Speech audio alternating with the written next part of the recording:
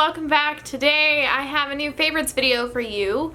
I can't remember if I did a favorites video last month. I think I did, but it just seems like these months are going by faster and faster, and I feel like summer has now just become like a blob of time in between the cooler months now that I'm not in school.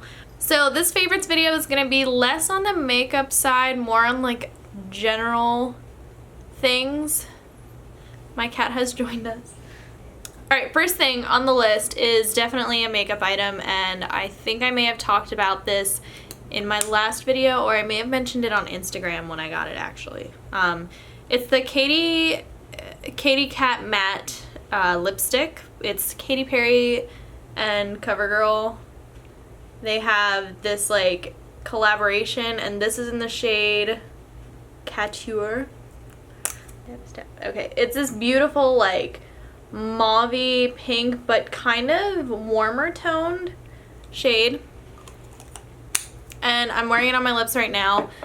It's a beautiful shade. I do notice that it's not very long lasting, however I'm okay with that because it's not drying. It's more moisturizing on my lips and not slippery, but it's comfortable. It's a comfortable matte shade. I don't really consider this a matte shade, but that's what Katy Perry said, so I don't know, whatever. The other thing that I want to mention that's kind of on the makeup related things is not a makeup product. However, I started an Instagram specifically for Twinklefarts.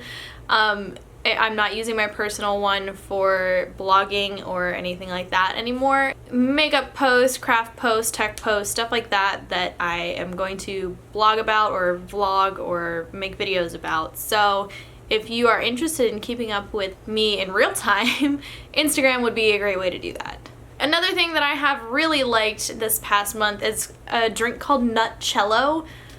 Silk makes it. They make almond and cashew and soy and alternative dairy products, and Nutchello is not quite a milk, not quite a chocolate drink. I think I got cashew, caramel, whatever.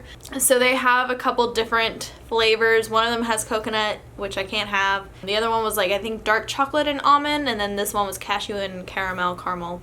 And it's just fantastic. It's good to drink alone. I find that it's a nice like sweet treat at the end of the day, or I put it in coffee. It's really good. In cold brew, like iced coffee is also very good, and like blended into smoothies is delicious. So 10 stars for Nutchello. I really enjoy that. One misconception that you may have, it is not in any way related to Nutella, which I thought when I first saw it, but it's not. So don't be disappointed, because you will be. Kind of going along with that, Trader Joe's coffee. I didn't know that Trader Joe's had like a grind your own coffee system thing where you kind of like pick out a canister and then you can grind that particular canister to whatever coarseness you want. So I usually use a French press for coffee because I don't have a coffee maker. It's just another kitchen appliance that I don't need.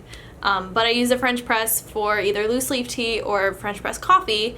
So I like to get the coarser grind, and Trader Joe's coffee, not only is the coarser grind available, but the coffee's actually really good, and I think the canister we got was like $5, which isn't terrible considering it comes in a canister.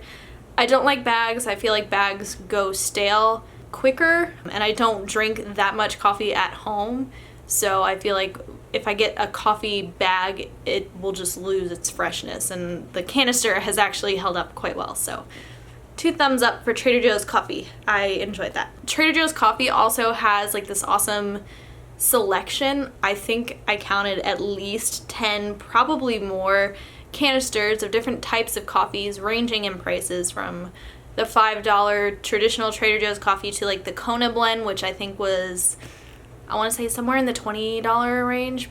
Okay, so I finally went to see Finding Dory. As a person who does not like fish, eating it, seeing it, smelling it, just being around it, I do not like fish. Finding Dory is the cutest film, and I really liked Finding Nemo, and I'm sure it's because it's a Pixar animated film, so it's like 3D, not quite realistic enough to be grossed out by it. Finding Dory was excellent, and I think that the featured short before Finding Dory, I think it was called Piper, was, it made my month.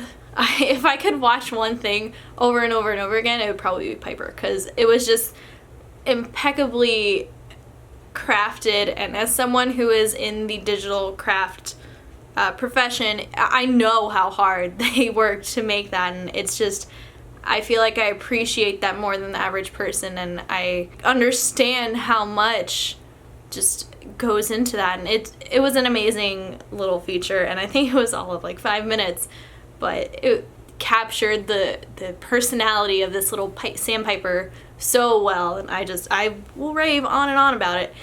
I love cute animals, so that could probably factor into why I liked it so much, but either way, even if you don't like birds, this little short film was perfect. Another thing that I have been really, really enjoying this month, I've gotten back into it, and I know I kind of took off with this whole bullet journaling thing back in, February, March, whatever. Then I kind of lost my moleskin, but I found it again, so yeah, I've been doing that. It's really nice to have my week at a glance and written down, and then being able to kind of pencil in to-dos as they pop up. So I really enjoy that style of bullet journaling. So I've been making stickers with my silhouette and using them throughout my journal, and I really like that. I don't know, maybe it's because I'm a very like planner-oriented person. I like planning things. I like having things written down, like agendas and stuff like that. I really enjoy the moleskin for that. I made this vinyl decal. It's just a plain black journal, square ruled from moleskin, but I make it work for me, and I really enjoy having both the planner aspect and just kind of being able to like jot down little notes and things. Alright, last thing I want to talk about as far as favorites go is something that I never would have imagined myself to like. As someone who is very into music, I never thought that I would listen to an audiobook or a podcast while in the car, because why would I spend that time listening to people jabbering on? However, my thoughts on that have changed recently. And I would say in the past like month or two, I have gotten really into podcasts and audiobooks. So this is my screen right now. Audible up here, I've got Podcast Addict app, I think it's called. I'll link them down below. Spotify app and the Overdrive app. My public library uses Overdrive to rent out audiobooks, and I find that that's a really easy and cheap / affordable option if you don't feel like paying $10 for an audiobook. You get 21 days in my county to listen to the entire book, and right now I'm listening to Yes Please by Amy Poehler. I just started. I'm only 8.3% into it, but she is hilarious. I love being able to listen to it as if she's telling me her story, whereas if I'm reading it, I may not get the same inflections that she intends, so that's really cool.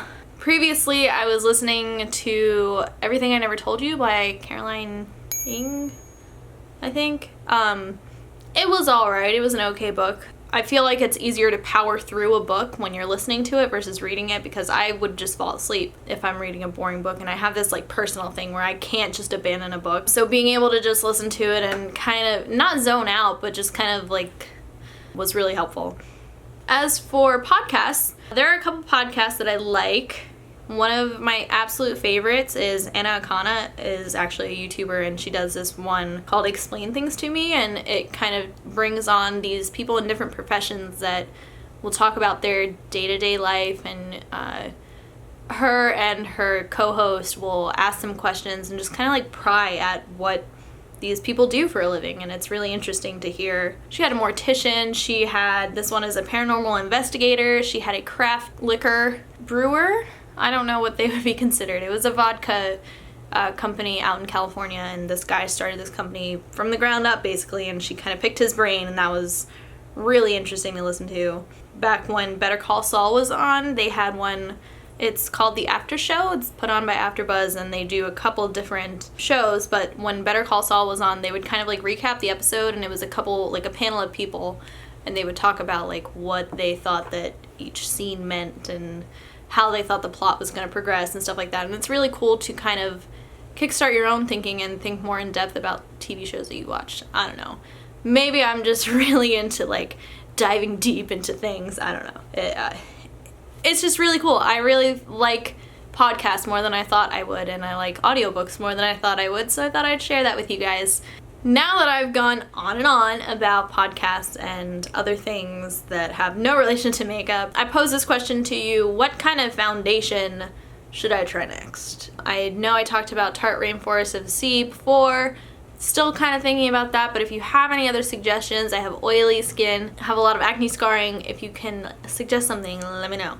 Otherwise, if you have any favorite podcasts or favorite books that I should listen to on audiobook that are especially good on audiobook versus just reading, let me know in the comments below. Otherwise, I will see you guys in my next video. Alright. Ferris has left us. The Spotify app, and it's really hard to like read this backwards.